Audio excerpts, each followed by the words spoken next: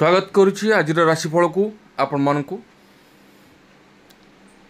राशिफल जीवन एक गुरुत्वपूर्ण अंश, तेणु आम सदासर्वदा आमर भल एवं मंद को बाछि थाउ।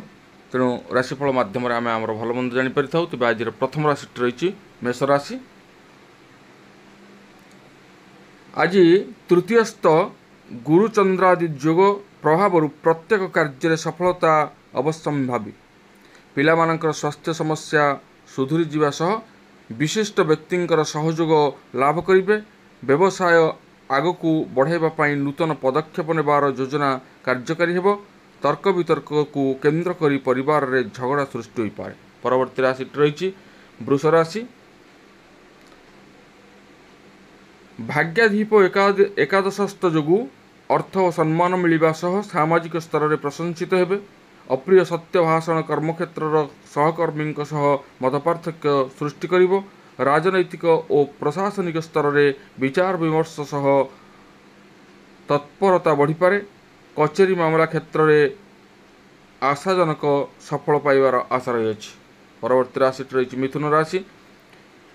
यही राशि रे धन कर्माधिपति संयोग हेतु कर्मारंभ सकाशे जोरसोर प्रस्तुति चलाई पारती। बंधु मेल आज मनोरंजन कार्य प्रीतिप्रद हेबो। साहित्य रचनात्मक कार्य अग्रगति घटिबो। ऑफिशियल काम रे केतेक घटना मुंडबिंधार कारण पलटि पारे। परवर्ती राशि रही कर्कट राशि। राहु दृष्ट राष्ट्राधिपति कारणरू स्वास्थ्य समस्या प्रति अवहेला करी अनुताप करिवे। कर्मक्षेत्र में मिथ्या अभियोग सकाशे अन्य उपरे विरक्ति प्रकाश करिवे। पारिवारिक आवश्यकता पूरण दिगरे ऋण सूत्र में अर्थलाभ करिपारंती।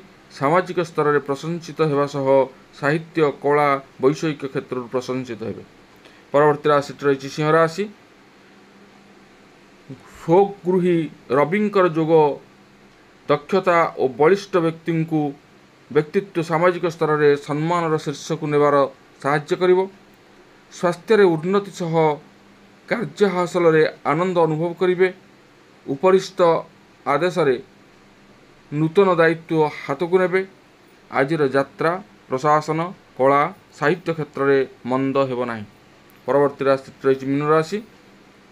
कन्या राशि।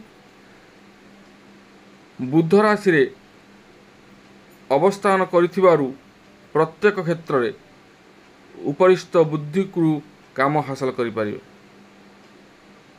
कर्मक्षेत्र में परोक्ष शत्रुता जोगु विचलित बोध करिपारंती। राजनैतिक स्तर में किंबा आनुष्ठानिक काम परिस्थिति गंभीर करिवो। बंधु प्रतिश्रुति रक्षा करी ठीक समय आसी आवश्यक साहाय्य करिवे। परवर्ती राशि रही तुला राशि। दशम केन्द्र रे बृहस्पति जो आपणकर अनुकंपार आवश्यकता को नहीं संपर्कीय आशायी हेबे। सरकारी काम और पदस्थ व्यक्ति क्षेत्र उपकृत हेबे। स्वास्थ्य रे उन्नति फल रे टेंशन किछि मात्रा रे लागि रहिबो। पारिवारिक स्थिति पूर्वपरि रहिबा सह यात्रा आलोचना बंधुक परामर्श रु खुशी करिपारे। परवर्ती राशि रही बिछा राशि। गुरु दृष्टि रे मंगल जोगु संयोग चिंताधारा सह दुसाहसिक पदक्षेप कार्य हासिल सहायक हो। दीर्घ दिन अपेक्षा करिथिबा काम संपर्क में आशाजनक खबर पाई खुशी हे। बंधुंक सह आलाप समय कटाई परिवे। सभा समिति जमीजमा कारोबार रे समस्यार सरल समाधान हो परिवे। परवर्ती राशि रही धनुराशि। चंद्रंक सह गुरुंकर दृष्टि कारणरू दीर्घ दिन आशा पूर्ण हेबारे बंधु साहाय्य करिवे। आज दूरयात्रा सफल हेबो। नूतन जिनिस लाभ करी परिवार रे आदरणीय हेबे।